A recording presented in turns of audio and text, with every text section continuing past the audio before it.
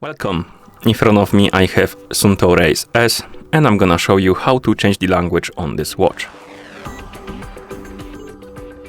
First thing we need to do is to wake up the screen on our watch, and you can do it by pressing the upper or the middle button.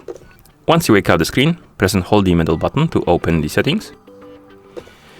In settings, find the general option and tap on it. Then scroll down through the list of options, find the option called the language.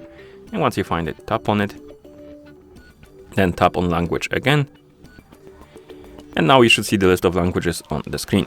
You can scroll through this list, find the language you would like to use on your watch, select it and then tap on it to apply it.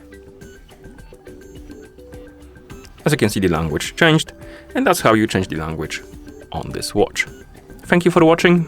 If you found this video helpful, please consider subscribing to our channel and leaving a like on the video.